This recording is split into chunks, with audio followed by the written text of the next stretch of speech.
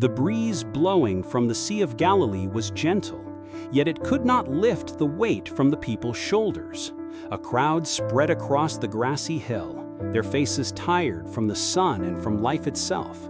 They were fishermen, farmers, and mothers with their children, all with eyes fixed on me, searching for what the world could not give. Yes, it is I, Jesus. In that moment, looking at each of them, I didn't just see a crowd.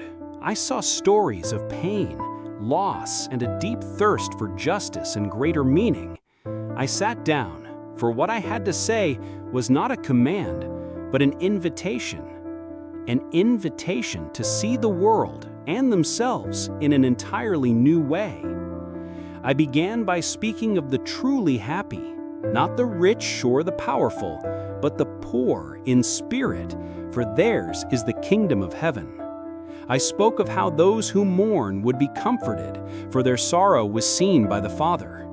I declared that the meek, not the violent, would inherit the earth, a promise that silenced everyone. I continued, explaining that true happiness is found in those who have an insatiable hunger and thirst for righteousness, for one day they would be completely filled. I told them that the merciful would be shown mercy, creating an echo of compassion that could heal the world. It was a new logic, a map for the soul. Then I looked directly into their eyes and spoke of purity. The pure in heart, I said, are the ones who will truly see God. And the peacemakers, those who build bridges instead of walls, would be called children of God. It was a call for an internal revolution, a peace that begins within in order to overflow. Here is the first lesson. My Father's kingdom inverts the world's values. True strength is not found in wealth, power, or arrogance, but in humility, compassion, and the pursuit of peace. To be blessed is to find joy and purpose precisely where the world sees weakness or insignificance. It's the treasure hidden in simplicity. After this truth settled in their hearts, I gave them a mission. You, I said, my gaze sweeping over every attentive face, are the salt of the earth. I wanted them to understand their worth.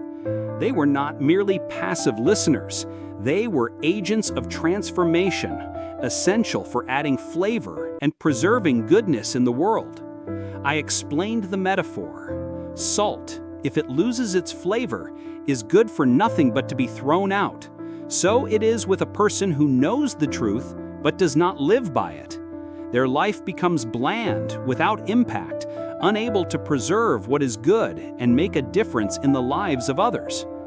Faith without action loses its fundamental purpose. And I went further. You are the light of the world.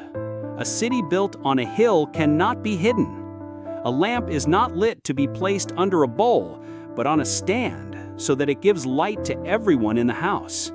Your faith and good deeds must be seen. They must shine brightly in the midst of darkness. And this is the final lesson, which ties everything together. The inner transformation I taught you through the Beatitudes is not meant to be selfishly kept. It must manifest in actions that impact the world just like salt and light. Be the visible hope. Let your light shine, not for your own glory, but so that everyone may see your good deeds and glorify our Father who is in heaven.